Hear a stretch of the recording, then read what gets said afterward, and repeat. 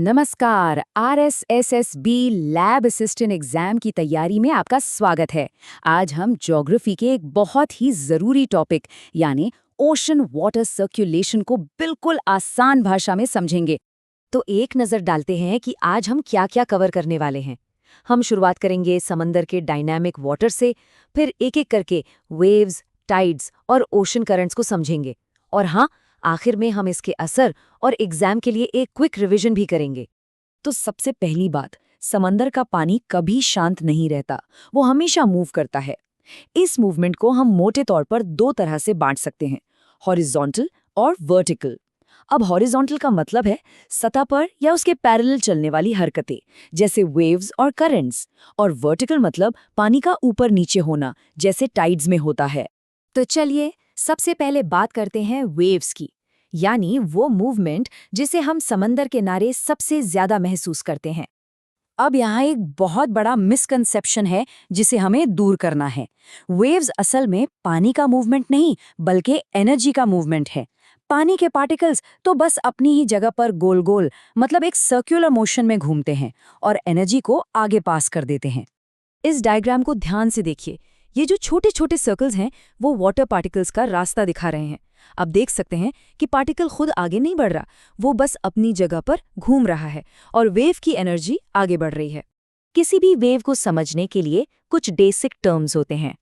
Crest यानी wave का सबसे ऊंचा पॉइंट, ट्रफ सबसे नीचा पॉइंट, वेव हाइट इन दोनों के बीच की वर्टिकल दूरी होती है, और वेवलेंथ दो क्रेस्ट्स के बीच की हॉरिजॉन्टल दूरी को कहते हैं।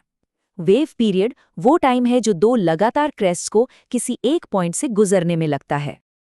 अच्छा, वेव्स की बात तो हो गई। अब आते हैं एक और बहुत ही फैसिनेटिंग मूवमेंट पर, जिसे हम टाइड्स कहते हैं। ये समंदर के पानी का एक लय में ऊपर उठना और नीचे गिरना है। तो सवाल ये उठता है कि ये टाइड्स आते क्यों हैं? ये सिर्फ पानी का ऊपर नीचे होना नहीं है। इसके पीछे कुछ बहुत ही पावरफुल एस्ट्रोनॉमिकल फोर्सेस काम करती हैं। क्या है वो फोर्सेस? चलिए देखते हैं। दरअसल टाइड्स दो फोर्सेस के बीच एक तरह की कॉस्मिक रस्साकशी का नतीजा है।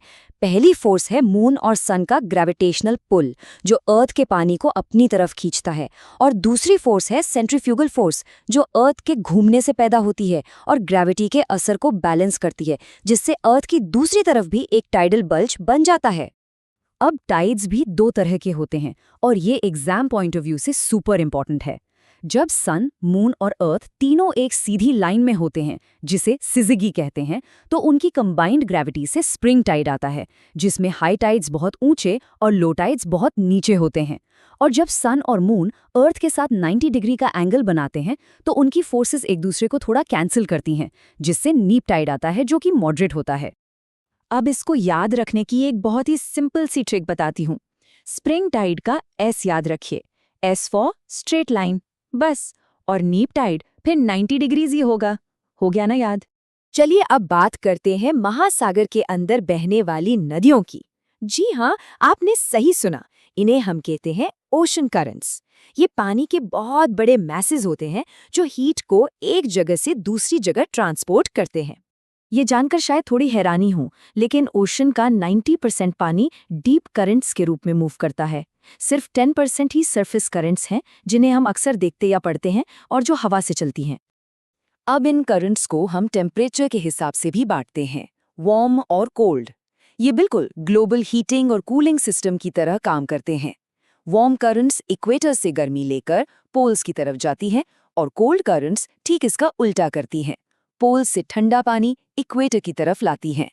अब इस मैप पर एक नज़र डालिए। ये है पूरा ग्लोबल सर्कुलेशन सिस्टम। देखिए कैसे लाल रंग की वार्म करंट्स और नीले रंग की कोल्ड करंट्स पूरी दुनिया में घूम रही हैं। और ये जो सर्कुलर पैटर्न बन रहे हैं ना, इन्हें जायस कहते हैं।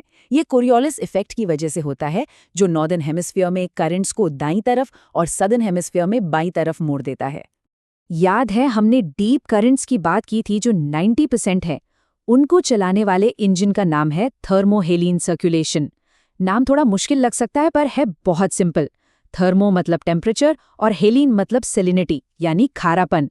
होता क्या है कि पोल्स पर पानी जब ठंडा और ज़्यादा खारा हो जाता है तो वो भारी होकर नीचे डूब जाता है, और यहीं से ये ग्लोबल कन्वेयर बेल्ट चालू हो जाता है। तो हमने वेव्स, टाइड्स और करंट्स को समझ लिया, पर सवाल यह है कि सो व्हाट? इसका असल दुनिया में और हमारे एग्जाम के लिए क्या मतलब है? चलिए फटाफट देखते हैं। इन करंट्स का असर जबरदस्त है। ये दुनिया भर की क्लाइमेट को रेगुलेट करती हैं, मतलब गर्मी को पोल्स तक पहुंचाती हैं।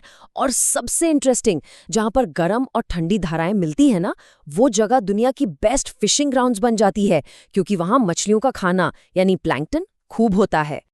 अब आते हैं सबसे जरूरी हिस्से पर, एग्जाम में कहाँ गलती हो सकती है। मैं आपको बताता हूँ कुछ कॉमन एमसीक्यू ट्रैप पॉइंट्स, इन पर खास ध्यान देना है। ये टेबल देखिए, ये वो पेयर्स हैं जहां स्टूडेंट्स सबसे ज्यादा कंफ्यूज होते हैं। वेव और करंट में क्या फर्क है? Energy movement versus water movement. Spring tide और नीप टाइड। सिजीजी यानी straight line versus right angle. और हाँ, पेरिजी और एपोजी चांद के लिए हैं, जबकि पेरीहीलियन और एपेहीलियन सूरज के लिए। इसका एक स्क्रीनशॉट ले लीजिए, बहुत काम आएगा। चलिए एग्जाम से पहले एक फाइनल क्विक रिवीजन करते हैं। मूवमेंट्स कितने तरह की? दो, हॉरिजॉन्टल और वर्टिकल। वेव्स क्या मूव करती हैं? एनर्जी, पानी नहीं। टाइड्स के पीछे कौन सी फोर्सेस? ग्रेविटी और centrifugal force. Spring tide straight line, neap tide right angle. Surface currents हवा से चलती हैं और डीप करंट्स डेंसिटी से। परफेक्ट। ठीक है, अब आपकी बारी। यहाँ स्क्रीन पर 10 सवाल हैं। ये वो सवाल हैं जिनके एग्जाम में आने के बहुत चांसेस हैं। इन्हें पॉज करके खुद से इनके जवाब देने की कोशिश कीजिए। देखिए आपको कितना याद रहा। और जाते जाते एक सवाल आपके लिए छोड़ जाता हूं। सोचिए, ये पूरा सिस्टम एक दूसरे से कितना जुड़ा हुआ है।